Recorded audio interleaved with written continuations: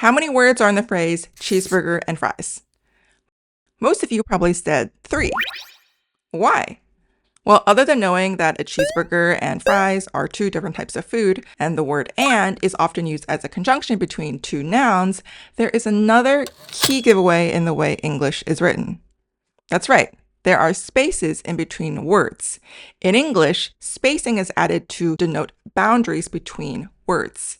We have long strings of letters that would be meaningless unless we had these spaces to tell us what is a word and what is a phrase. Now let's try another one. Can you tell me how many words are in the phrase ice cream with sprinkles? A little bit harder, huh? Technically, since a letter chain with spaces in it denotes word boundaries, ice cream, which has a space in it, is actually 2 words, or a phrase, and not 1 word like cheeseburger. But is there any difference between the way that cheese is added to a burger to make a slightly different sandwich and how cream is cooled or iced to make a slightly different dessert? Ice cream is one of those few words in the English language that consternates and confuses linguists and laypeople. But research has shown that native English speakers reach about 99% agreement on what constitutes a word. However, the same cannot be said for Chinese. As many of you know, Chinese is not written with spacing. In fact, it doesn't even use the Roman alphabet. Instead, we Chinese people have our own writing system called Hanzi, which are square-shaped characters consisting of strokes in various structural arrangements. Each Chinese character, or zi, is only 1 syllable, and over 99% of characters are individual morphemes. In the old days, Chinese characters often acted alone, with 1 zi representing 1 noun, 1 verb, 1 adjective, etc. Nowadays, the majority of Chinese characters form compounds, mostly disyllabic, but also trisyllabic and more, to express ideas with more precision. Now I think it would be a good idea to explain what a morpheme is. In linguistics, a morpheme is the smallest unit of meaning in a language. A word is the smallest individual unit of meaning in a language. The difference is slight, but important.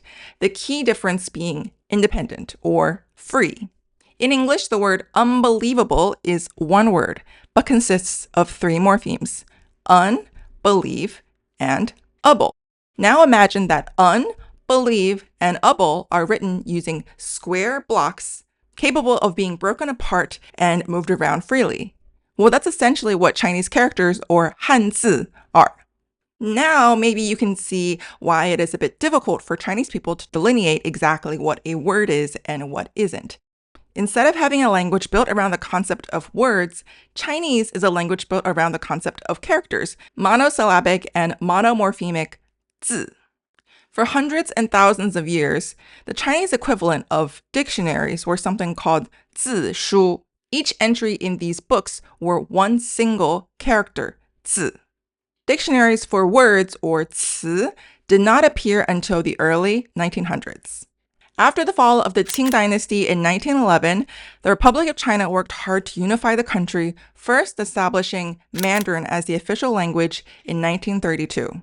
They started the simplification of the character system, plus started building a romanization for the characters that would help Chinese become more accessible for international audiences. This system would later be called pinyin.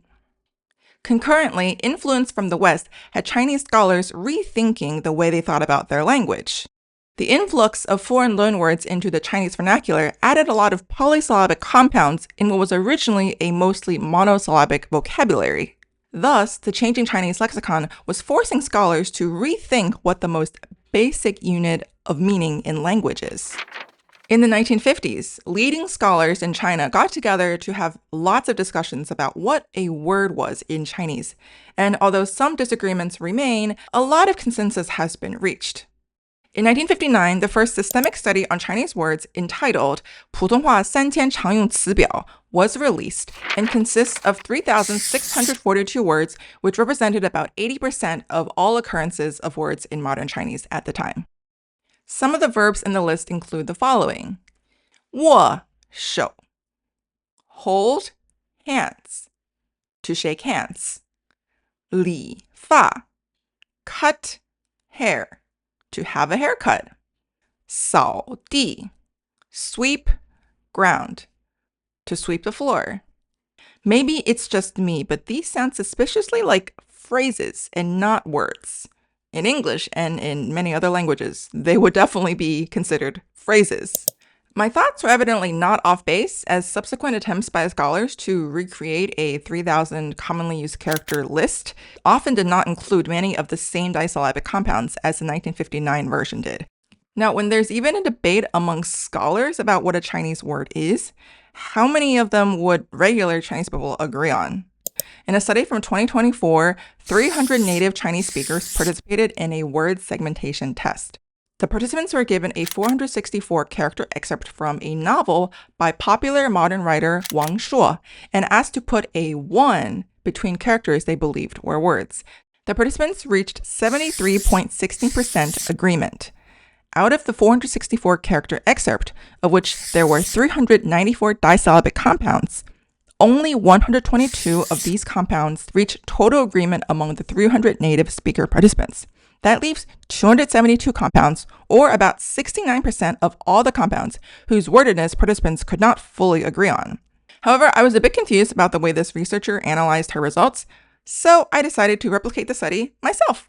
So I contacted my family and close friends in China, and God bless them, they pretty much all agreed to do this within a day of me asking them.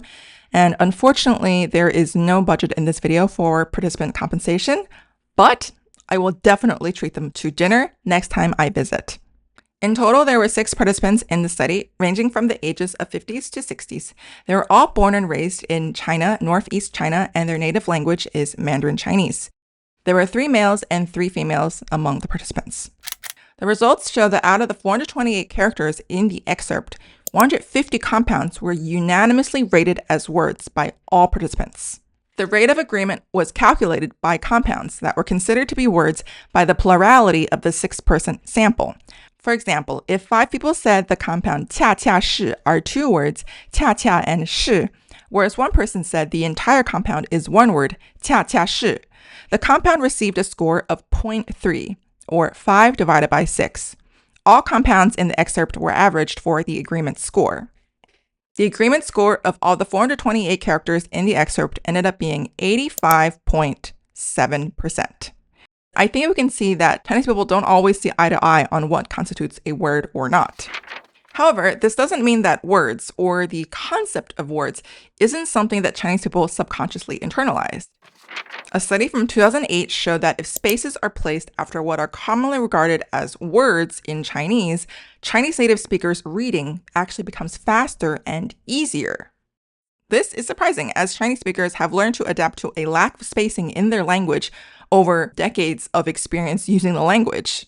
This study offers strong support for the existence of words in Chinese, or at least the concept of word units in Chinese. Based on my analysis of the research shown here, plus being a native Chinese speaker and having studied Chinese linguistics at the doctoral level, I feel that instead of being a language organized around words, Chinese is a language organized around character collocations, or the habitual pairing of a particular character with other characters.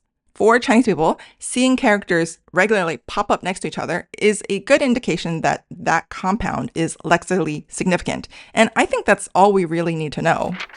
To conclude, in English, we often say 3 words, I love you. In Chinese, we say 3个字,我爱你. I hope today's video was interesting and that you learned something new. I'm Julesy, I'm your local expert on Chinese linguistics and language learning, and subscribe to my channel to learn how to get better at any language and to learn more about Chinese linguistics.